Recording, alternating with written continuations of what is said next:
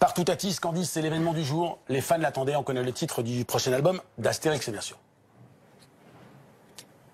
Exactement, et qui nous le révèle? C'est quand même Jean-Yves Ferry, le scénariste de ce 38e album d'Astérix. C'est le 4e album qu'il scénarise.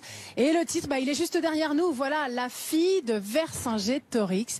Et qui est la fille de Vercingétorix? Eh bien, c'est cette ombre, parce que j'aime bien, j'ai Jean-Yves Ferry sous la main, donc je vais lui demander une petite explication de texte. Cette ombre-là, qu'est-ce qu'elle nous dit sur la fille de Vercingétorix? Elle a l'air un peu ado et un peu rebelle déjà. Déjà, vous avez son caractère, parce que elle a l'air bien plantée, avec les bras croisés. Vous voyez une expression d'adolescente pas contente. Oui. C'est du vécu, ça, à la maison? Vous êtes inspiré de ce que vous aviez à la maison?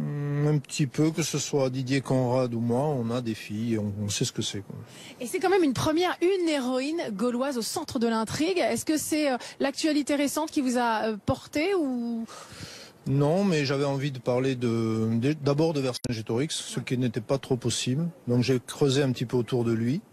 Et j'ai découvert une fille possible, une descendance possible de Vercingétorix. Donc c'est devenu la clé, oui, parce que Vercingétorix, c'est le résistant, parmi les résistants, justement, aux Romains. Attention aussi, alors là, c'est pour ça que j'aime bien vous avoir à côté de moi, Jean-Yves, parce que vous allez nous aider à cette explication de texte, y compris dans le titre. Le C, il est formé par un torque. Un torque, je ne sais pas si vous savez ce que c'est. Absolument pas. C'est un bijou gaulois que les Gaulois portaient ici, ou même au bras.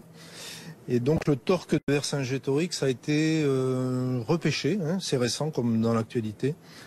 Il a été repêché au large de la Bretagne avec cette inscription sur le torque Rigos Duxtir, c'est du celte, ce qui signifie la fille du roi. La fille du roi. Donc et il a été daté à moins 49 avant Jésus-Christ, donc c'est attesté, Vercingétorix avait une fille. Avait bien une fille, parce que c'est ça, Astérix, c'est basé sur des faits réels, on n'est pas que dans Non, c'est du solide, c'est pas pour rire, Astérix. Non, c'est vraiment, on est basé sur les faits réels. Donc, cette fille, et alors ce torque, est-ce que Jules César va vouloir le récupérer? Qu'est-ce qu'il va faire? Si vous voulez, forcément, c'est un symbole, le torque. C'est le symbole de la résistance des Gaulois.